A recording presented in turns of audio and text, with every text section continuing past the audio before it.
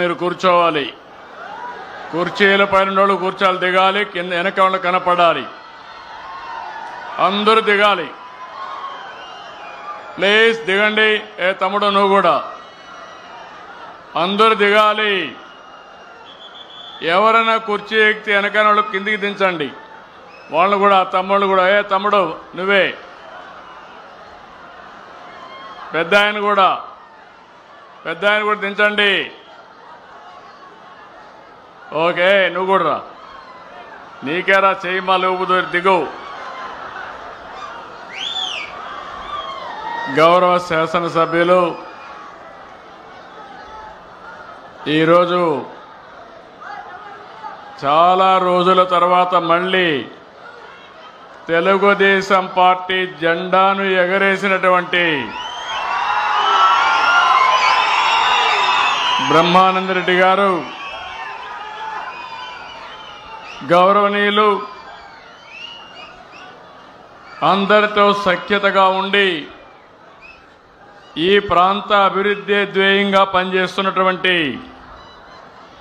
గౌరవ పార్లమెంట్ సభ్యులు కృష్ణదేవరాయలు గారు,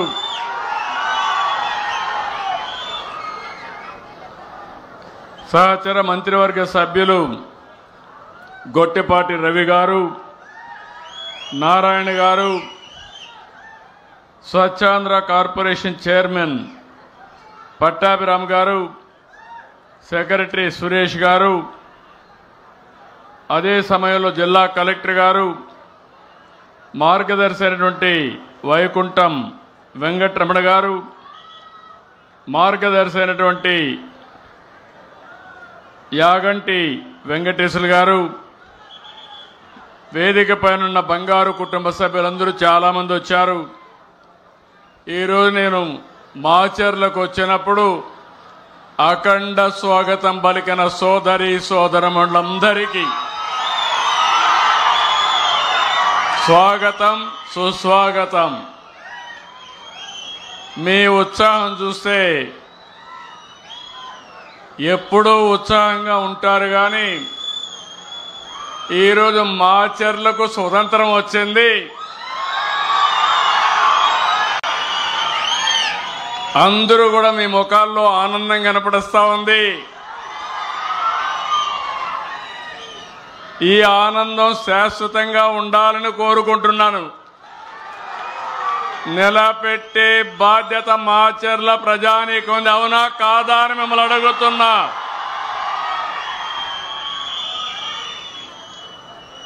ఎనభై 84 నుంచి చూస్తున్నాను. ఆ రోజు ఎక్కడో రాజీవ్ గాంధీని హత్య చేస్తే మాచర్లలో ఉండే రౌడీలు, ముఠా నాయకులు ఇక్కడ ప్రజల ఆస్తుల్ని విధ్వంసం చేశారు, అవునా కాదా అని మిమ్మల్ని అడుగుతున్నా. ఈ మాచర్లలో ఇటీవల కాలంలో ప్రజాస్వామ్యం లేదు, ఎన్నికలు లేవు. వీళ్ళు ఎట్ట తయారంటే, చరిత్రలో కొంతమంది డిక్టేటర్లు ఉంటారు, వారికి ఏ గతి అయిందో ఇక్కడ కూడా మీ ప్రవర్తన మార్చుకోకపోతే మిమ్మల్ని ప్రజాస్వామ్యం క్షమించదని మరొక్కసారి హెచ్చరిస్తున్నా. ఇన్ని సంవత్సరాల అనుభవం ఉండే నేను ఆత్మకూరులో బాధితులు తీసుకురావాలంటే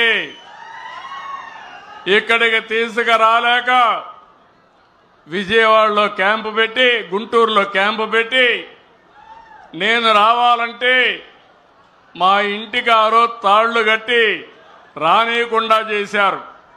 ఆ రోజే చెప్పా, నా ఇంటికి తాళ్లు కట్టారు కానీ మీ మెడకు ఉరి తాళ్లు వేసుకున్నారు, జాగ్రత్తగా ఉండమని అప్పుడే చెప్పాను. అదే జరిగింది. చాలా అరాచకాలు జరిగాయి.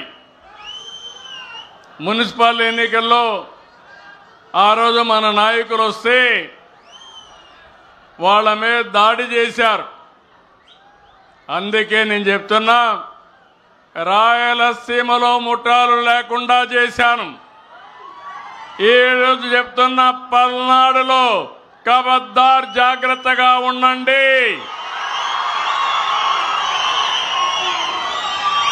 రౌడీజం చేసి నేరాలు ఘోరాలు చేసి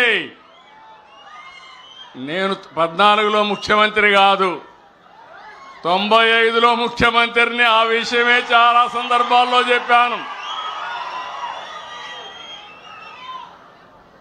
మంచి కార్యక్రమాలకు రండి, ప్రజల అభిమానాన్ని పొందండి, నేరాలొద్దు, ఘోరాలు చేయొద్దండి, ప్రజలపైన దాడులు చేయొద్దండి.